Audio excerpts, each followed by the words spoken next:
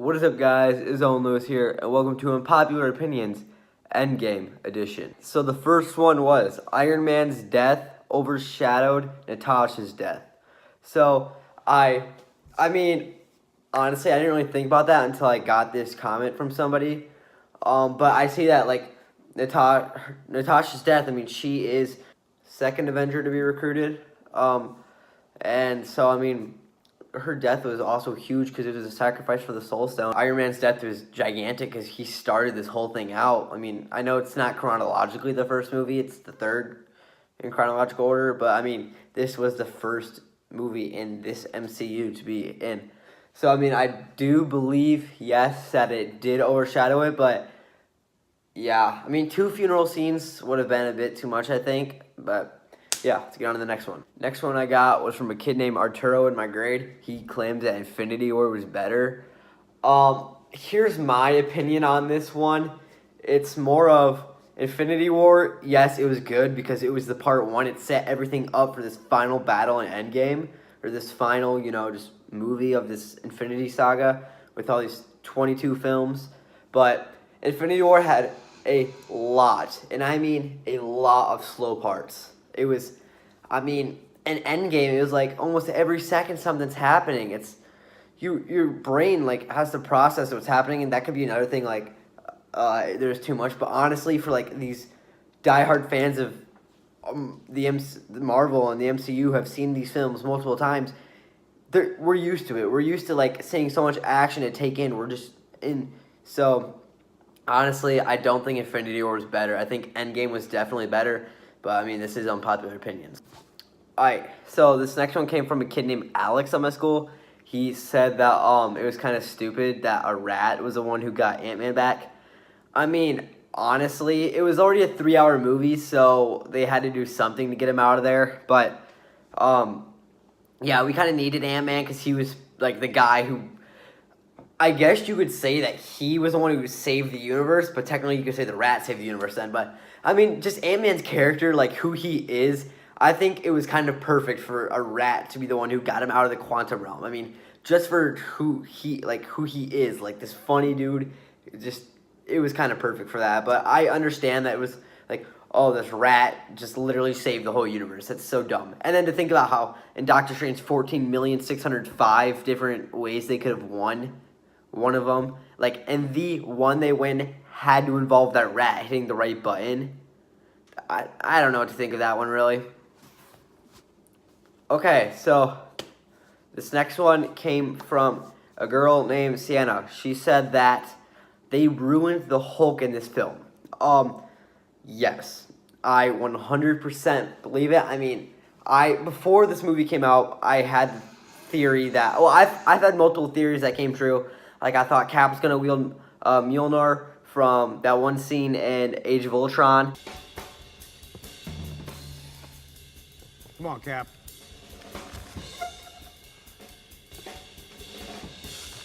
Because my theory on that was he's able to lift it, but because that's one of the things that makes Thor, like, special, that he's the only one who can wield it, that he just didn't pick it up because, he's worthy. I mean, he's freaking Captain America. But I predicted that. I predicted... time travel is probably going to happen because the quantum realm suits and everything and then all that. But, yeah, just Hulk, I understand because it was like there was points where Hulk in Ragnarok where Hulk wouldn't go back to being Bruce. And then there was an Infinity War where Bruce couldn't turn into Hulk. And then this is like that mix where like it's the end of the line. But honestly, they ruined it because even when they went back to the scene in New York and Cap was like, and Hulk maybe do some smashing and he goes and he punches a car. I mean, yeah, that was for comedic purposes, but honestly, it would have been really good to see like Hulk finally go off in this film. Because I mean, we saw him at the very beginning of Infinity War, and last we seen him was in Ragnarok.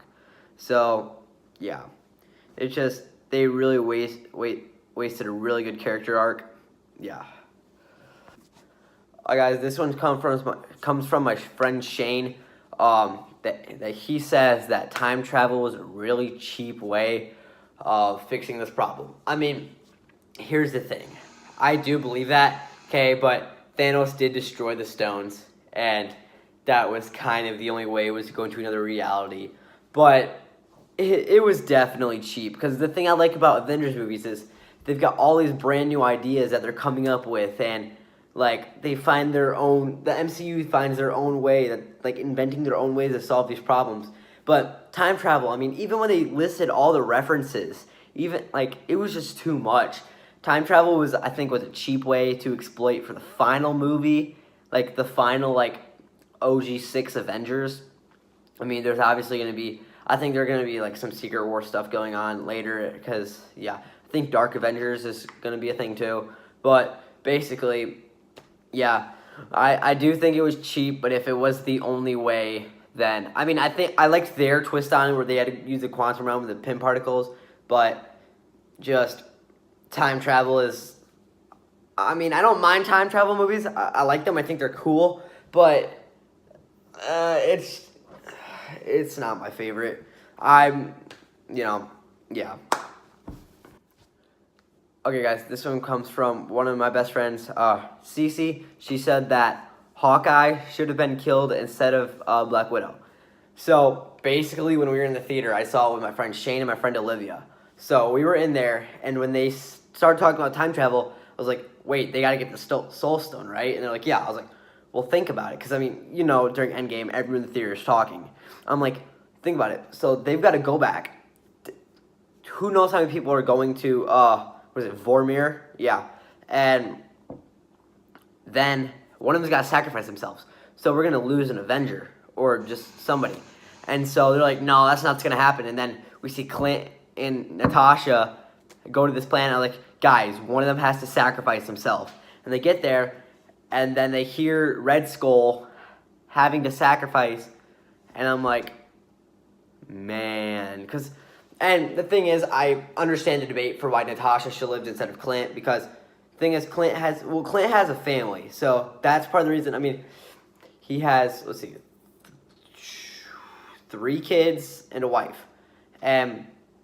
And then his daughter is definitely going to be the next Hawkeye. But that's besides the point. So, like, you have this guy with his family, but he did go on a murdering spree. He's kind of like lost himself, basically. But then you have Natasha. She doesn't really have anybody. I mean, she's got Bruce, but, like, that's it.